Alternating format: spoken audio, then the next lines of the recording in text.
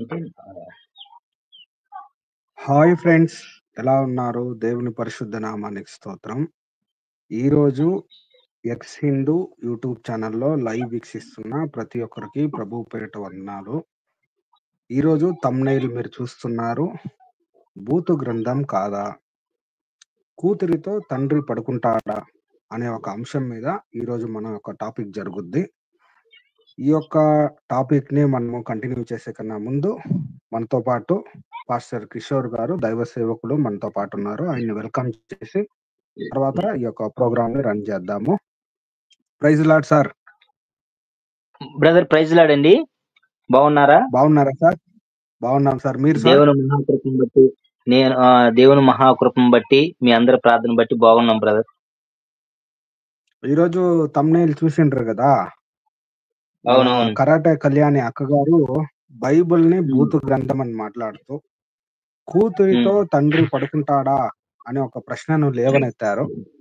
ఈ టాపిక్ గురించి మీరు ఒక నిమిషం కానీ మాట్లాడితే, బైబిల్ బూతు గ్రంథమా ఆ విషయం గురించి మీరు కానీ మాట్లాడిన తర్వాత మనం ఒక వీడియో ప్లే చేసి తర్వాత చూద్దాం సార్. ఓకే, మరి ఈ లైవ్ ను వీక్షిస్తున్నటువంటి విఘ్నులైనటువంటి భారతీయులందరూ కూడా మా హృదయపూర్వకమైనటువంటి శుభాభివందనాలు, ధన్యవాదాలు తెలియజేస్తున్నామండి. మరి కరాటీ కళ్యాణ్ అక్క గారు ఎలాగ మాట్లాడుతున్నారో మీరందరూ కూడా తెలుసు. మీకు కరాటీ కళ్యాణ్ అక్కగారు మాత్రమే కాదు, చాలా మంది మతోన్మాద భావాజాలం కలిగినటువంటి వారు, రాధా మనోహర్ దాస్ గారు కావచ్చు, శివశక్తి కరుణాకర్ సుగుణ గారు కావచ్చు, అలాగే లలిత్ కుమార్ గారు కావచ్చు, మరి కొంతమంది ఐందవ మిత్రులు, ఐందవ సహోదరులు కూడా కనీసం ఐందవ గ్రంథాలలో ఏముందో తెలియనటువంటి వారు కూడా, ఐందవ గ్రంథాల అట్టలు కూడా తెలియనటువంటి వాళ్ళు సైతం కూడా బైబిల్ బూతు పుస్తకం, బైబిల్ సెక్స్ పుస్తకం అని ప్రచారం చేయటం వల్లనే మేము ప్రజలకి సత్యం చెప్పాలి, వాస్తవాలను తెలియజేయాలనే ఉద్దేశంతోనే ఈ లైవ్లు పెట్టడం జరుగుతుంది. ఎందుకంటే మరి కళ్యాణ్ అక్క గారు ఏం మాట్లాడుతున్నారు అనేది మనం చూసిన తర్వాత మనం మాట్లాడదాండి. ఒకసారి ఆ వీడియో ప్లే చేయండి బ్రదర్. ఆ వీడియో ప్లే చేసిన తర్వాత మాట్లాడదాం. Okay sir. విఘ్నులైనటువంటి వారు ప్రతి ఒక్కరు కూడా మీరు వాస్తవాలను గ్రహించండి. మాట్లాడదండి కానీ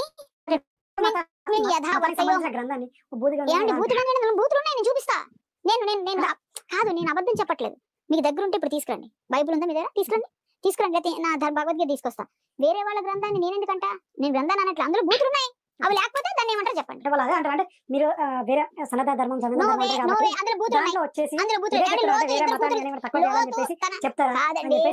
హలో వినండి, లోతు ఇద్దరు కూతురుతో సైనించాడు. కూతురుతో తండ్రి పడుకుంటాడా? అది మంచిదా? చెప్పండి మీరు, చెప్పండి. ఇద్దరు కూతురుతో తండ్రి పడుకుని ద్రాక్షరసం తాగించి సైనించని, ఈ రోజు నేను పడుకుంటాను, రేపు నువ్వు పడుకోని చెల్లి చెప్పిందని చెప్పారు, అందులో రాశారు. అది ఏం గ్రంథం అండి? అది దాన్ని భూతారా? మంచిదా? చూపిస్తాను కదా, ఇప్పుడు చూపిస్తా. నేను ఇది మీరు ఇప్పుడు తీసుకుని నేను చూపించుకుంటారు చెప్తున్నా. ఎందుకు మీరు చదువుకోండి, కావాలంటే మీరు తెచ్చుకొని చదవండి. అది దేంట్లో అందులోనే మళ్ళీ మీరు ఏదైతే పుస్తకం చెప్పారో ఆ గ్రంథంలో ఉంది.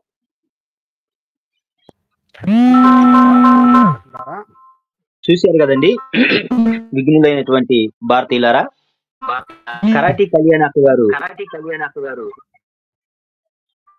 బ్రదర్ నా వాయిస్ క్లారిటీగా ఉందండి?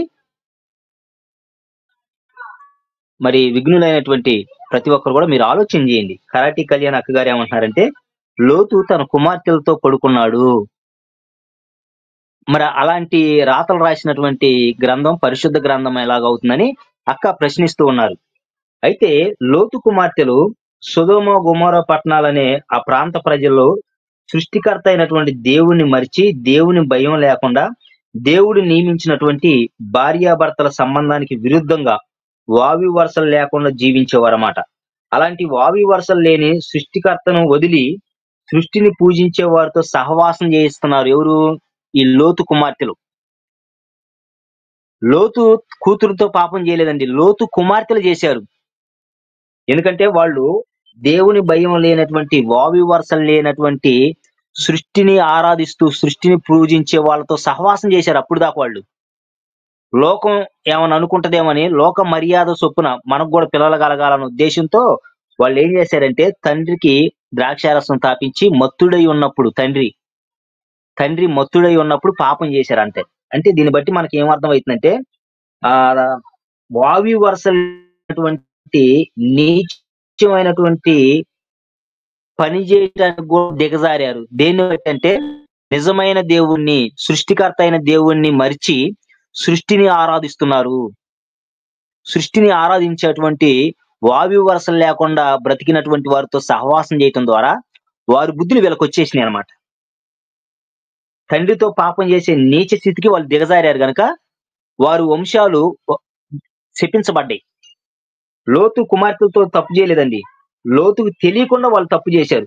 మరి ఇలాంటి విషయాలను దేవుడు ఎందుకు బైబిల్లో రాయించాడంటే, మనకు 2 కొరింథీ పత్రిక 10వ అధ్యాయం 11వ వచనంలో ఏముంటదంటే, అక్కడ ఈ సంగతులు దృష్టాంతములుగా వారికి సంభవించి యుగాంతమందున్న మనకు బుద్ధి కలగటానికి అన్నమాట. ఈ యుగాంతమందున్నటువంటి మనకు ఆనాటి కాలంలో దేవుని భయం లేకుండా సృష్టిని ఆరాధిస్తూ, సృష్టిని పూజిస్తూ, దేవుని భయం లేకుండా, వావి వరసలు లేకుండా బ్రతికి వారు వాళ్ళ జీవితాలను పాడు చేసుకున్నారు, వాళ్ళ కుటుంబ వ్యవస్థలను పాడు చేసుకున్నారు. మీరు అలాగ జీవించొద్దు, మీరు వారిలాగా బ్రతకొద్దు. వావి వరసలు లేకుండా జీవిస్తే వారికి పట్టిన గతే మీకు కూడా పడుతుంది. మీ కుటుంబాల్లో శాంతి సమాధానం ఉండదు.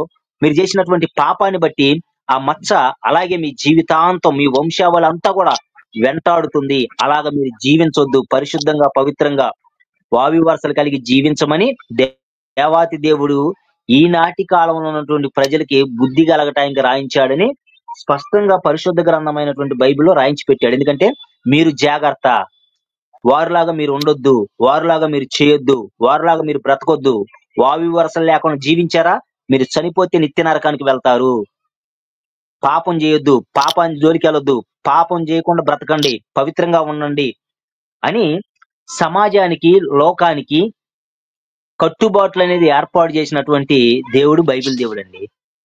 లోతు దేవుడు కాదు, గుర్తుపెట్టుకోండి విఘ్నులైనటువంటి వారు. లోతు కూతుర్లు దేవుళ్ళు కాదు, వాళ్ళు మనుషులు. లోతు పాపం చేయలే, ఈ విషయాన్ని కూడా గుర్తుపెట్టుకోవాలి. వీళ్ళు బైబిల్ మీద సరైన అవగాహన లేకుండా లోతు పాపం చేశాడు, లోతు పాపం చేశాడు అని చెబుతున్నారు. లోతు కాదు, లోతు కూతుర్లు తండ్రితో పాపం చేశారు. ఎందుకంటే దేవుని భయం లేనటువంటి విగ్రహారాధనలో సృష్టిని ఆరాధిస్తున్నటువంటి వారితో సహవాసం చేశారు లోతు కూతుర్లు. అందుకనే ఆ బుద్ధులు వీళ్ళకొచ్చి తండ్రితో నీచమైనటువంటి పాపం చేయడానికి స్థితికి దిగజారిపోయారు అన్నమాట. మరి మనుషులు తప్పు చేసింది మీకు బూతుగా, తప్పుగా కనపడుతున్నప్పుడు సనాతన 5వ గ్రంథాల్లో దేవుళ్ళు చేసింది మీకు ఎందుకు బూతుగా, తప్పుగా కనపట్లేదు? కరాటి కళ్యాణక్క గారు, మరి ఇది మీకు బూతుగా కనపట్లేదా? మనుషులు చేసింది బూత్ అన్నారు, తప్పు అన్నారు, వావి వరసలేవన్నారు. దేవుడే చెబుతున్నాడు వాళ్ళలాగా మీరు చేయొద్దని. మరి అది మీకు తప్పుగా కనపడినప్పుడు సనాతన 5వ గ్రంథాలలో దేవుళ్ళు, దేవతలు అనబడినటువంటి వాళ్ళు వావి వరసలు లేకుండా బ్రతికారుగా. మరి ఇది ఎందుకు మీకు బూతుగా కనపట్లేదు? ఏ క్రైస్తవులైనా, ఏ బైబిల్ని ఆరాధించే వాళ్ళ, బైబిల్ని చదివే ఎవరైనా లోతుని దేవుడిగా ఆరాధిస్తారా? లోతు కూతురుని దేవుడిగా ఆరాధిస్తారంటే ఎవరు ఆరాధించరు. అర్థమైందా? కానీ మీరు వ్యభిచారం చేసిన వాళ్ళు, కూతురుతో కాపురం చేసినటువంటి వాళ్ళని సృష్టికర్తలు అంటున్నారు, దేవుళ్ళు అంటున్నారు, వారిని నమ్ముకుంటే మా పాపాలు పోతాయి అంటున్నారు, వాళ్ళని పూజిస్తే మా పాపాలు, శాపాలు పోతాయి అంటున్నారు, వాళ్ళ ద్వారా మాకు మోక్షం అని అంటున్నారు. ఇది అమానుషం కాదా? ఇది అజ్ఞానం కాదా? చెప్పండి. ఇది నిజమైన దేవుడిని తెలుసుకోకపోవటం కాదా? దేవుడు అంటే మహాపరిశుద్ధుడండి, పాపం లేని ఆయన. దేవుళ్ళలో పాపం ఉందా? బైబిల్ దేవుడు ఎక్కడైనా పరాయి స్త్రీలు చేసి వీర్యస్కాలం చేసుకున్నాడా? బైబిల్ దేవుడు పరాయి స్త్రీలతో, ఇతరుల భార్యలతో అక్రమ సంబంధాలు పెట్టుకున్నాడా? బైబిల్ దేవుడు ఆడవాళ్ళను మోసం చేసి వాళ్ళ శీలాలను దోసుకున్నాడా? లేదు కదా. బైబిల్ దేవుడు ఆయన మహాపరిశుద్ధుడు, స్త్రీలని బిడ్డలుగా భావించే దేవుడు ఆయన. కానీ సనాతన 5వ గ్రంథాలు అలా కాదుగా. ఆడవారిని చూసి దేవుళ్ళు అనబడుతున్నటువంటి వారు వీర్యస్కాలం చేసుకున్నారు, ఆడవారిని చూసి వాళ్ళ మానాలు దోసుకున్నారు, ఆడవారితో అక్రమ సంబంధాలు పెట్టుకున్నారు. మరి ఇవి మీకు బూతుగా ఎందుకు కనిపించట్లేదు కరాటి కళ్యాణ్ అక్క గారు? సరే అక్క, మీకు ఈ లైవ్ ద్వారా ఒక విషయాన్ని తెలియజేయాలనుకున్నాం. మరి బైబిల్లో బూతులు ఉన్నాయి, నేను చూపిస్తాను అంటున్నారు కనుక అసలు ఏ గ్రంథాల్లో బూతులు ఉన్నాయి ప్రజలకి ఎట్ట తెలిసింది అక్కాయ్? 2 గ్రంథాల్లో ఉన్న విషయాలను చెప్పినప్పుడే కదా తెలిసేది ప్రజలకి నిజ నిజాలు.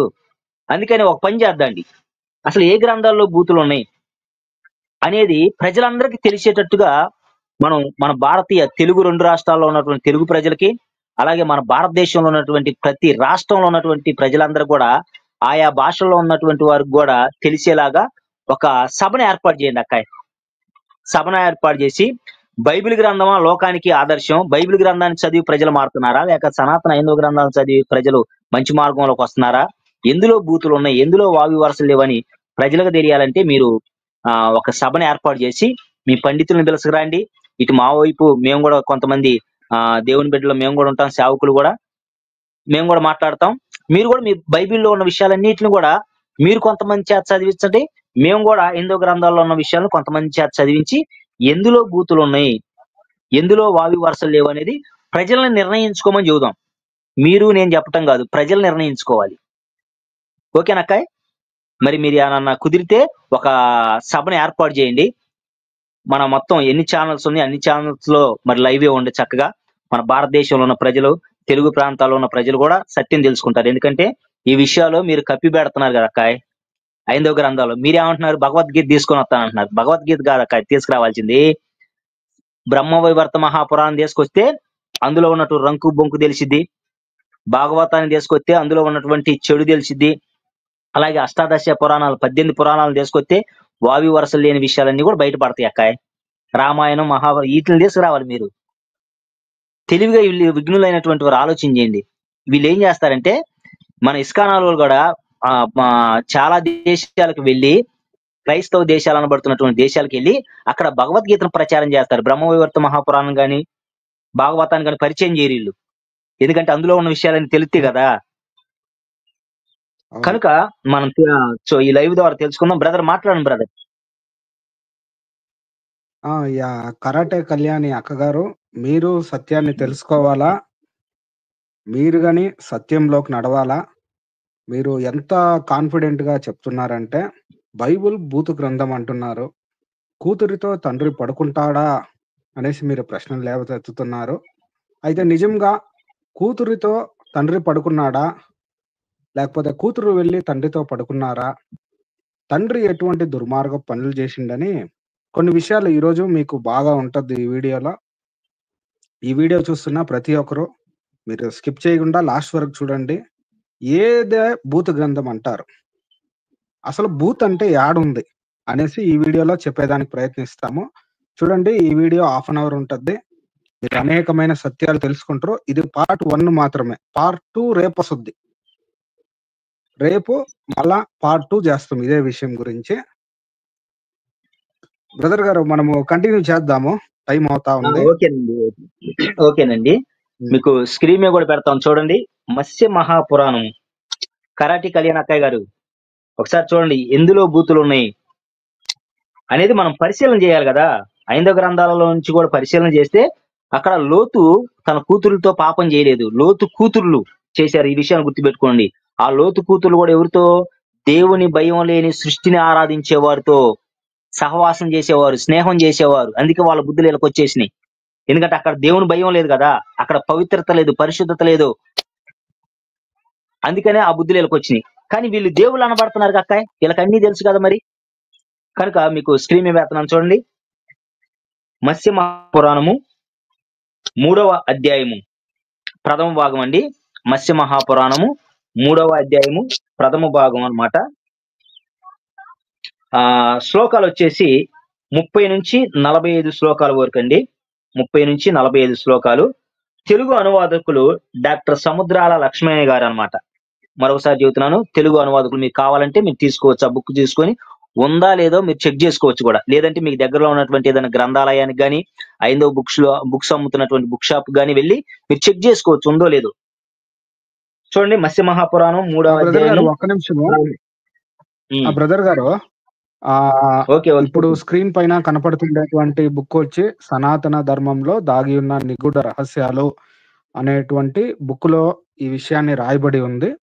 ఆ బుక్ ని తీసుకొని అందులో ఉన్నటువంటి రెఫరెన్స్ చూపిస్తూ మన అక్కగారికి కౌంటర్ ఇద్దాం. Okay brother. మరి దేవుని సహోదరుల అందరికీ చెప్పేది, ఈ యొక్క బుక్ మీకు కావాల్సి ఉంటే 3 బుక్లు, వాల్యూమ్ 1, వాల్యూమ్ 2, వాల్యూమ్ 3 3 కలిపి 500 రూపాయలకి మీరు పొందుకోవచ్చు. ఓకేనా? చూడండి, మత్స్య మహాపురాణము 3వ అధ్యాయం ప్రథమ భాగం అండి. శ్లోకాలు వచ్చేసి 30 నుంచి 45 శ్లోకాలు. రచయిత వచ్చేసి డాక్టర్ సముద్రాల లక్ష్మయ్య గారు. పేజీ నెంబర్ 16, 17, 18 అండి. ముద్రణ వచ్చేసి 2021 సంవత్సరంలో ముద్రణ. ఇది పబ్లికేషన్ టిటిడి వారు అన్నమాట, తిరుమల తిరుపతి దేవస్థానములు. మరలా మీరు ఇంకో రచయితను కూడా మేము చెబుతున్నాము. ఆ రచయిత బుక్ కూడా మీకు ఏది దొరికితే అది చూసుకోవచ్చు. మత్స్య మహాపురాణం 3వ అధ్యాయం ప్రథమ భాగం. అనువాదకులు శ్రీ పాతూరి సీతారామాంజనేయులు గారు అన్నమాట. ప్రచురణ శ్రీ వెంకటేశ్వర ఆర్షభారతి ట్రస్ట్ అండి. పేజీ నెంబర్ 10, 11 అనమాట. ముద్రణ 1986 సంవత్సరం. ఈ 2 గ్రంథాలను మీరు తీసుకోవచ్చు. లేదంటే విక్టరీ పబ్లికేషన్ వాళ్ళది మత్స్య మహాపురాణం దొరికితే కూడా అదైనా మీరు తీసుకోవచ్చు. ఓకేనా, మీకు క్లారిటీగా ఇస్తున్నాం. ఇప్పుడు మనం చదువుదాం, ఒక్కోటి చదువుదాం. మరి తండ్రి కూతురుతో పడుకున్న సంఘటన సనాతన 8వ గ్రంథాల నుంచి మనం పరిశీలన చేద్దాం. చూడండి. బ్రహ్మ తన శరీరం నుండి పుట్టిన సరస్వతిని శతరూపను తన పుత్రికగా కల్పించుకున్నాడు. కాని ఆమెను చూచి కామబాణములచే పీడింపబడి ఆమె ముఖమును తప్ప బ్రహ్మ మరి దేన్ని చూడలేదు. మాటి మాటికి ఔరా ఏమి సౌందర్యం అన్నాడు. ఎవరు? బ్రహ్మదేవుడు గారు అన్నమాట. స్పష్టంగా తన పుత్రికగా కల్పించుకున్నాడు అన్నాడా? చూసి కామాంధుడైపోతున్నాడు అన్నమాట బ్రహ్మదేవుడు గారు. తన కూతురు సృష్టించుకున్నాడు. చూడండి, అబ్బా ఏం అందంగా ఉందరా మనం అంటాం చూసారా, బా ఏం అందంగా ఉందరా అంటాం చూసారా, అట్లా అంటున్నాడు అన్నమాట బ్రహ్మదేవుడు. ఏమి సౌందర్యం, ఔరా ఏమి సౌందర్యం అని. కూతురుని చూసి కంటిన్యూ చేయమంటారు బ్రదర్? అంటున్నాడు అన్నమాట. ఎవరు? తండ్రి అయినటువంటి బ్రహ్మదేవుడు గారు. ఆమె తనకు వంగి ప్రణమిల్లగా మళ్ళీ ఆమె వైపు చూశాడు. తండ్రి గారికి నమస్కారం చేస్తుంది. ఎవరు? ఈ శతరూప సరస్వతీదేవి. నమస్కారం చేసినటువంటి ఆమె వైపు కామంతో చూస్తున్నాడు అన్నమాట. ఎవరు? బ్రహ్మదేవుడు గారు. పిదప సావిత్రి తన తండ్రి అయిన బ్రహ్మకు ప్రదర్శన చేసింది. కొడుకుల ముందు సిగ్గుపడి కూడా ఆమె వైపు మరలా చూడగోరుచున్న బ్రహ్మకు తెల్లబోయిన చెక్కిలు గల దక్షిణ ముఖం ఉద్భవించింది. అంటే చూడండి, బ్రహ్మదేవుడి గారికి 4 ముఖాలు ఉన్నాయి చూసారా. ఈ 4 ముఖాలు ఎందుకు వచ్చినాయంటే ఇందుకే తన కూతురుని కామంతో ఆమె ఎటైతే వెళ్తుందో అటు ఈయన తలకాయ ఒక వచ్చేదన్నమాట. ఆమె కుడివైపుకి వెళ్ళింది అనుకోండి, ఉత్తరం వెళ్తే ఉత్తరం ఒక ముఖం వచ్చేది, దక్షిణానికి వెళ్తే దక్షిణానికి ఒక ముఖం వచ్చేది. అట్లా వస్తున్నాయి అనమాట. చూడండి, ఉద్భవించింది. తదుపరి ఆశ్చర్యంతో వణికే పెదవులు గల పశ్చిమ ముఖం జనించింది. ఇక మరలా తన కూతురు వేరే పశ్చిమ వైపు వెళ్తే ఆ చూడటానికి, ఆమెను కామంతో చూడటానికి పశ్చిమ వైపు కూడా ఇంకో ముఖం వచ్చిందంట. ఎవరికి? బ్రహ్మదేవుడి గారికి.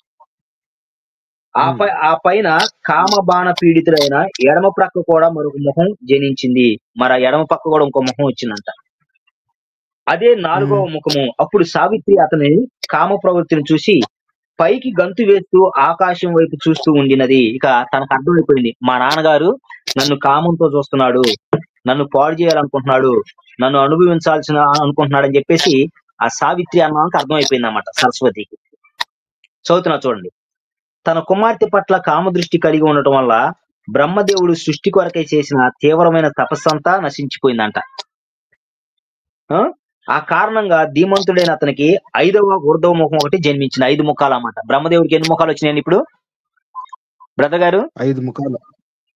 5 ముఖాలు వచ్చినాయి. 5 ముఖాలు రావటానికి గల కారణం ఏంటంటే తన కూతురు పడమరకి వెళ్తే, పడమర దిక్కుకి వెళ్తే ఆ పడమర దిక్కున అందాన్ని చూడటానికి పడమర దిక్కున ఒక ముఖం, తూర్పు దిక్కుకి వెళ్తే తూర్పు దిక్కున ఆ ముఖాన్ని, అంటే తిప్పే పని లేకుండా, తలకాయ తిప్పే పని లేకుండా ఎటు వెళ్తే అటు చూస్తున్నాడు అన్నమాట కామంతో. ఒక కొత్త తలకాయని మొలిపించుకొని. దక్షిణ దిక్కుకి వెళ్తే దక్షిణ దిక్కున ఒక ముఖం, అలాగే మరి ఉత్తరం దిక్కుకి వెళ్తే ఉత్తరం దిక్కున ఒక ముఖాన్ని మొలిపించుకుంటున్నాడు. అయితే ఆమె ఏం చేసిందంటే భయపడి ఆకాశానికి ఎగిరిపోయింది అనమాట. అర్థమైందా? ఆకాశానికి ఎగిరిపోతే పైన కూడా ఒక తల వచ్చింది అనమాట. ఏమండి, ఇది పెట్ట కథలు కాదా? ఎంత దారుణమైన విషయాలు. కూతురిని కామంతో కళ్ళు మూసుకొని, మరి అన్న దేవుడు అంటున్నారు కదా, సృష్టికర్త అంటున్నాడు కదా, బ్రహ్మ రాసిన రాత అంటున్నారు కదా, మరి ఇది అక్కడ లోతు గారి కూతురుతో చేయలా, కానీ ఇక్కడ బ్రహ్మదేవుడు అనబడుతున్న ఆయన కూతురుతో చేస్తున్నటువంటి పని, కూతుర్ని కామంతో చూస్తున్నటువంటి పని. నేను కంటిన్యూ చేస్తున్నాను చూడండి బ్రదర్. విస్మాతుకుడైన బ్రహ్మ తల వంచి తనకు ప్రణమిల్లి ఉన్న పవిత్రురాలకు ఆ శతరూపను వివాహమాడాడు. లోక విభుడై కూడా అతడు ఆమె పట్ల అతి కామాతుడై ప్రవర్తించాడు. కామాంధుడైపోయాడంట ఎవరి పట్ల? కూతురి పట్ల. ఒక వికృత మానవునిలాగా 100 ఏండ్ల పాటు తన నివాసమైన పద్మగృహంలో లజ్జితోరాలైన ఆమెను అనుభవించాడంటే కూతురుతో సంభోగం చేశాడు, కూతురుతో సెక్స్ చేశాడు అన్నమాట బ్రహ్మదేవుడు గారైనటువంటి దేవుడు. తదుపరి చాలా కాలానికి ఆమెకు మనువు అనే పుత్రుడు జన్మించాడండి. ఇది బ్రదర్. బ్రహ్మదేవుడు తన కూతుర్ని పెళ్లి చేసుకొని ముందు కూతుర్ని రేప్ చేయబోయాడు, కూతురి పైన అత్యాచారం చేయబోయాడు, కూతుర్ని కామంతో చూశాడు. ఆ తర్వాత కూతుర్ని ఎలాగైనా సరే బలాత్కారంగా ఆమెను పాడు చేసి అనుభవించి తర్వాత పెళ్లి చేసుకొని 100 సంవత్సరాలు కాపురం చేసి మనువుని కన్నాడు అన్నమాట. కళ్యాణకాయ్, ఇది మీకు వావి వరుసలు లేనట్లుగా కనపట్లేదా? మనుషులు చేసింది మీకు తప్పు అంటున్నారు, ఓకే, ఎవరైనా తప్పు తప్పు అని ఒప్పుకోవాలి. మరి దేవుళ్ళు చేసింది మీకు తప్పుకి ఎందుకు కనపట్లేదు అక్కాయ్? చెప్పండి, మీరు ఇది న్యాయం ఆలోచించాలి కదా. వీళ్ళని దేవుళ్ళు అంటున్నారుగా మీరు. బైబిల్ని చదువుతున్నటువంటి వారు ఇది అదే ఇలాంటి వీళ్ళకి ఎప్పుడు మతోన్మాద కళ్ళుతో చూసేటప్పుడు బైబుల్ని ఎప్పుడు చూసినా తప్పులు పట్టాలని, అంటే వీళ్ళేమో మంచిగా ఉన్నట్టు, వీళ్ళ గ్రంథాల్లో తప్పులు చేయనట్టు, వీళ్ళేమో మంచి ఎలా చెప్పాలంటే మంచి ఎటువంటి పాపం లేదు, అంటే వ్యభిచారమే చేయరు, వీళ్ళ గ్రంథాల్లో అటువంటి విషయాలే లేవు, మొత్తం అమాయకులు అనుకుంటా వీళ్ళందరూ. అందుకు వీళ్ళేం చేస్తారంటే బైబిల్లో తప్పులు ఉన్నాయి, బైబిల్ బూతు పుస్తకం ఎంత కాన్ఫిడెంట్ గా చెప్తా ఉంది చూడండి మన అక్క. అంటే క్రైస్తవ్యం మీద, బైబిల్ గ్రంథం మీద అక్కగారికి ఎంత ద్వేషభావం ఉందనేది మనకు స్పష్టంగా అర్థమవుతుంది. మరి ఈ విషయాలు చెబుతున్నారు బ్రదర్. మన ఈ కరాటి కళ్యాణ్ అక్క గారు గాని, బైబిల్లో వావి వరుసలు లేవని పుస్తకాలు రాసిన అధర్మ మార్గం భాస్కరాజు గారు గాని, అరిందామా గారు గాని, శివశక్తి కరుణాకర్ గారు గాని, మరి లలిత్ కుమార్ గారు, ఇలాంటి వాళ్ళు చాలా మంది బైబిల్లో బూతులు ఉన్నాయి, వావి వరుసలు లేవని ప్రచారం చేసినటువంటి వారు ఏ రోజైనా మీ జీవితంలో ఎలాంటి చెబుతున్నారా? ఒకసారి అని చెప్పాలి కదా. మీరు ఏం చెప్పాలంటే మన సనాతన ధర్మం ఎంత గొప్పదంటే, మన బ్రహ్మదేవుడు 5 తలకాయలు వచ్చినాయి చూసారా, 5 ముఖాలు. 5 ముఖాలు రావడానికి గల కారణం తెలుసా? అది చెప్పాలి. చెప్పాలి. 5 ముఖాలు ఎందుకు వచ్చినాయి? 5 ముఖాలు ఎందుకు వచ్చినాయి అని చెప్తే అంతే. వాళ్ళు 5 ముఖాలు ఎందుకు వచ్చినాయంటే క్లోజ్ చేసుకొని పోవాల్సిందే వాళ్ళు. వాళ్ళకి రాదా, ఆదాయం పోయింది కదా. అవును. కనుక 5 ముఖాలు ఎందుకు వచ్చినాయంటే తన కూతుర్ని, ఇంకా ఆదాయం లేకపోతే వాళ్ళన్ని క్లోజ్ చేసుకుంటారు బ్రదర్. అవునవునండి. ఇప్పుడు బ్రహ్మదేవుడు బైబిల్ మీద ఎప్పుడు చూసినా అబద్ధ ప్రచారం చేసి వాళ్ళు డబ్బులు నింపుకోవాలా, ఫోన్ పే గూగుల్ పేలు పెట్టుకొని డబ్బులు సంపాదించుకోవాలని వాళ్ళు ఇటువంటి పనులు చేస్తూ ఉన్నారు. అయితే మన అమాయక హైందవ సహోదరులకు ఈ విషయం తెలియకుండా వాళ్ళేదో దేశ సేవ చేస్తున్నారని, లేకపోతే బార్డర్ లో నిలబడుకొని యుద్ధాలు చేస్తున్నారని వాళ్ళకి ఫోన్ పే గూగుల్ పేలు చేసి వీళ్ళు కష్టపడిన డబ్బులు వృధాగా, అంటే బైబిల్ గురించి మాట్లాడి వాళ్ళు బైబిల్ ని విమర్శిస్తే పర్వాలేదు, బైబిల్ ని దూషిస్తా ఉన్నారు. ఇలా దూషించి మరి మాట్లాడుతున్నారు కదా. మరి ఇక్కడ మనకు చిన్న ప్రశ్న కూడా వచ్చింది. కొంతమంది మనువాదులు, మతోన్మాదులు ఏమంటున్నారంటే సరస్వతి బ్రహ్మదేవుడు కూతురు కాదని చెబుతున్నారు బ్రదర్. సరస్వతి దేవి బ్రహ్మదేవుడు కూతురు కాదంటున్నారు. సరస్వతి గారు బ్రహ్మదేవుడు కూతురు అని చెప్పేసి చాలా గ్రంథాల్లో ఉంది. నేను మచ్చుకు కొన్ని గ్రంథాల పేరు చెబుతాను, మీరు కావాలంటే టెస్ట్ చేసుకోండి. కామంతో బ్రహ్మదేవుడు గారు చెప్పేది వాళ్ళు సరస్వతి బ్రహ్మదేవుడు కూతురు కాదు అని అయితే మాట్లాడుతారో, సరస్వతి బ్రహ్మదేవుడు కూతురు కాదంటే ఇప్పుడు కూతురే అనేసి మనం కొన్ని గ్రంథాలను చూపించి మేము చెప్పుంటాం, ఇలా రాయబడింది వాళ్ళ కూతురే అని. వాళ్ళ దగ్గర కూతురు కాదు అనే దానికి ఎటువంటి ఆధారం లేదు. ఊరికే నోటు ఎవరైనా మాట్లాడచ్చు. ఈ మతం ఏం చేస్తారంటే వాళ్ళకి అభ్యంతరకరమైన విషయాలన్నీ మనం చూపించేటప్పుడు మన మీద దుర్భాషలు ఆడుతూ ఉంటారు. అయితే వాళ్ళ ఆధారాలను చూపించాలా. ఇది మాది కాదు, మా గ్రంథం కాదు. ఆ మనస్మృతి గురించి మాట్లాడినప్పుడు ఇది బ్రిటిష్ వాళ్ళు రాసింది, మా యొక్క గ్రంథం కాదు అంటున్నారు. బ్రిటిష్ వాళ్ళకి ఈ సంస్కృత భాషతో ఏం ఉంది?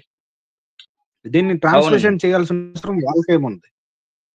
ఈ ఉమ్, మతోన్మాదులు ఏం చేస్తున్నారంటే వాళ్ళకి అభ్యంతరకరమై ఉండే విషయాలన్నిటిని వేరే వాళ్ళ మీద తోసేయడము, ఇది మాకు ఉమ్, సంబంధం లేదనడము, ఇది మా గ్రంథం కాదు అనడము, ఇది బాగా నేర్చుకునేసి ఉండరు ఇప్పుడు. అవును. ముఖ్యంగా కనుక కరాటే కళ్యాణి విఘ్నులైనటువంటి అక్కగారు తెలుసుకోవాలా. ఉమ్, చెప్పండి బ్రదర్, కంటిన్యూ చేయండి.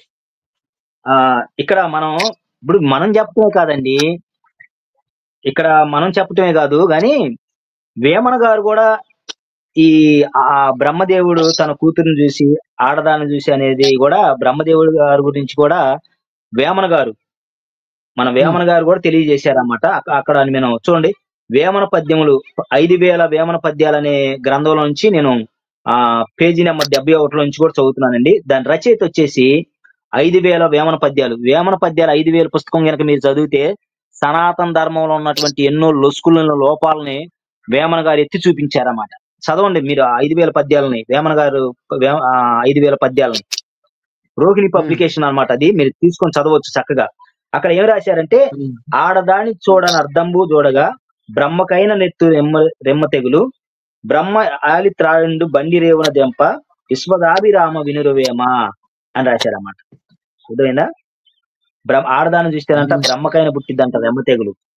ఎవరికి పుట్టింది? తన కూతురుని చూసి బ్రహ్మకి కామం పుట్టింది అనమాట. ఇంత వీటి యొక్క దారుణంగా గ్రంథాల్లో అవును బ్రదర్. మనము రేపు లైవ్ లో కొంతమంది పూజారీలు, అంటే బ్రాహ్మణ పూజారీలు, పూజలు చేసేవారు బ్రాహ్మణులు కొంతమంది స్త్రీలను మానభంగాలు చేసి ఉన్నారు. ఆ విషయాల్ని కానీ మనము అయితే రేపు కొన్ని ఇమేజ్లు తీసి మనము చూపించే ప్రయత్నం చేద్దాం బ్రదర్. తప్పకుండా తప్పకుండా అండి, తప్పకుండా. కనుక విఘ్నులైనటువంటి ప్రతి ఒక్కరు కూడా లోతు కూతురులతో తప్పు చేయలేదు, లోతు కూతుర్లు లోతుతో తప్పు చేశారు. ఎందుకంటే దేవుడి భయం లేని సృష్టిని విగ్రహారాధన చేస్తున్నటువంటి వావి వరుసల లేనటువంటి వారితో సహవాసం చేసిందంటే స్నేహం చేసి దేవుడంటే భయం లేకుండా తండ్రితో పాపం చేయడానికి కూడా వెనకాల. వాళ్ళని క్రైస్తవులు ఎవరు కూడా లోతుని గాని లోతు కూతురుని గాని దేవుళ్ళుగా దేవతలుగా ఆరాధించరండి. దేవుడు ఏం చెప్పాడంటే వాళ్ళలాగా మీరు జీవించొద్దు, వాళ్ళలాగా మీరు బ్రతకొద్దని క్లారిటీగా బైబిల్లో రాసి పెట్టాడు అన్నమాట. మరి వీళ్ళని దేవుళ్ళు అంటున్నారుగా, సృష్టికర్తలు అంటున్నారుగా. మరి బ్రహ్మదేవుడి గారిని మీరు సృష్టికర్త అంటున్నారు, దేవుళ్ళు అంటున్నారు. మరి కూతురు అని తెలిసి కూడా మరి ఆ కూతుర్ని కామంతో చూడటం తప్పు కదా? కూతుర్ని పాడు చేయాలనుకోవటం తప్పు కదా? కూతుర్ని బలాత్కారంగా పాడు చేసింది కాక కూతురుతో బిడ్డను కనడం ఇంకా దారుణం కదా బ్రదర్. 100 సంవత్సరాలు అంటే బ్రదరు, సంవత్సరం కాదు, 100 సంవత్సరాలు ఆమెతో కాపురం చేసి కొడుకును కూడా అన్నాడు పెళ్లి చేసుకొని, కూతుర్ని పెళ్లి చేసుకున్నాడు. కానీ లోతు కూతుర్ని పెళ్లి చేసుకున్నాము. కరాటే కళ్యాణి అక్కగారు, మీరు సత్యాన్ని తెలుసుకోవాలా. మీకోసమే, మీకు సరిగా బైబిల్ని అర్థం చేసుకోలేరు, అందుకోసమే మేము ఈ యొక్క లైవ్ పెట్టడం జరిగింది. మీరు సత్యాన్ని తెలుసుకోవాలా, మిమ్మల్ని దూషించాలనేది మా యొక్క ఉద్దేశం కాదు. మీరు తెలుసుకోవాలా. ఈ వీడియో చూస్తుంటే ప్రతి ఒక్కరికి తెలియాలా. ఎప్పుడు చూసినా బైబిల్ని బూతు పుస్తకం అనడం కాదు, అందులో తీసి మీరు చదివేటప్పుడు మీకు అర్థమవుద్ది. మీరు మతోన్మాద భావజాలంతో చూసేటప్పుడు కొత్త యూట్యూబ్ లో మతోన్మాదులు మాట్లాడినటువంటి విషయాలను తీసుకొని మీరు బైబిల్ని చదివేటప్పుడు మీకు అలానే కనిపిస్తుంది. మీరు సత్యాన్ని తెలుసుకోవాలంటే బైబిల్ని కరెక్ట్ గా చదవండి, మీ యొక్క గ్రంథాలని చదవండి, ఏది సత్యం అని మీరే తెలుసుకోండి. బ్రదర్ గారు, మనం ఆల్రెడీ ఆల్మోస్ట్ ఓకేనండి. చూడండి, నా భారతీయ ఐదవ సహోదరులు అయినటువంటి వారు, మీరు కూడా వాస్తవాలను గ్రహించండి. బైబిల్లో మనుషులు తప్పు చేశారండి, వారిలాగా మీరు చేయొద్దు, తప్పు చేయొద్దు, పవిత్రంగా బ్రతకండి, వావి వరుసలు కలిగి జీవించండి. పరిశుద్ధుడైనటువంటి దేవుడు నేటి యుగాంతమందు ఉన్నటువంటి మనకు బుద్ధి కలగటానికి, మనం పవిత్రంగా ఉండటానికి, జాగ్రత్తగా బ్రతకటానికి ఆ విషయాలని ఆనాటి కాలంలో ప్రజలు చేసినటువంటి తప్పుల్ని మనకి ఉదాహరణగా రాయించి పెడితే అది బూతు పుస్తకం అంటున్నారు, అది తప్పు అంటున్నారు, అవి వావి వరుసలు లేవంటున్నారు. మరి బ్రహ్మదేవుడు గారు కామంతో కళ్ళు మూసుకొని పోయి వెంటబడల్లా బలవంతంగా తన కూతుర్ని పాడు చేసి మరి ఆమెను పెళ్లి చేసుకొని 100 సంవత్సరాలు కాపురం చేసి పిల్లలను అన్నాడు. పెళ్లి చేసుకొని లోతు తన కూతురుని పెళ్లి చేసుకోవాలా, అర్థమైందా? కానీ ఇక్కడ బ్రహ్మదేవుడు గారు పెళ్లి చేసుకున్నాడు, కూతురుని పాడు చేశాడు, ఆమెతో కాపురం చేసి పిల్లలను అన్నాడు. ఇది మీకు ఎందుకు తప్పుగా కనపట్లేదు? మరి మనుషులు చేసిన తప్పు మీకు తప్పుగా కనపడుతున్నప్పుడు, మరి న్యాయబద్ధమైనటువంటి వ్యక్తులే మీరైతే, మరి దేవుళ్ళు చేసిన తప్పు కూడా వావి వరస లేని పని కూడా మీకు కనపడాలి కదా. ఇవే కాదు, చాలా ఉన్నాయి. నెక్స్ట్ లైవ్ లో మరొకరు మీకు కొత్త పరిచయం చేస్తాం. విఘ్నులైనటువంటి ఓకే ప్రతి బ్రదర్. ఒక్కరు కూడా మీరు సత్యాన్ని తెలుసుకోండి, వాస్తవాలను గ్రహించాలని కోరుకుంటున్నాము. మరొక వీడియోలో కూడా మరొక విషయాన్ని కూడా తెలుసుకుందాం. చెప్పండి బ్రదర్. ఈ వీడియో చూస్తున్నటువంటి ప్రతి ఒక్కరికి నేను చెప్పేది, మీరు అందరు సత్యాన్ని తెలుసుకోవాలని ఈరోజు మీ ముందుకు వచ్చి, ఏది బూతు గ్రంథం, కూతురితో ఎందులో బూతులు ఉన్నాయి? తండ్రి ఎక్కడ పండుకున్నాడో, ఎందులో బూతులు ఉన్నాయి అని మీకు చెప్పి ఉన్నాము, సాక్ష్యాలుగా చూపించి ఉన్నాము. మీరందరూ సత్యాన్ని తెలుసుకోండి. ఇంకొక లైవ్ ద్వారా, ఇంకొక అంశం ద్వారా మరలా వచ్చి మేము కలుసుకొని మాట్లాడడం అయితే జరుగుద్ది. ఈ లైవ్ ని చూస్తున్న ప్రతి ఒక్కరు ఈ వీడియో కానీ మీకు కానీ నచ్చినట్టయితే లైక్ చేయండి, షేర్ చేయండి. ఇటువంటి మరెన్నో ఆత్మీయ సత్యాలను మీరు తెలుసుకోవాలంటే మా ఛానల్ ని ఫాలో చేయండి. ఇప్పుడు దాకా మనతో పాటు మనకి ఒక మంచి విషయాన్ని, మంచి సత్యాన్ని తెలియజేసినటువంటి దైవ సేవకులు పాస్టర్ కిషోర్ గారికి ప్రభు పేరిట వందనాలు. ఇంకొక లైవ్ ద్వారా మళ్ళీ వందనాలు మీట్ అవుతాం. వందనాలు సార్.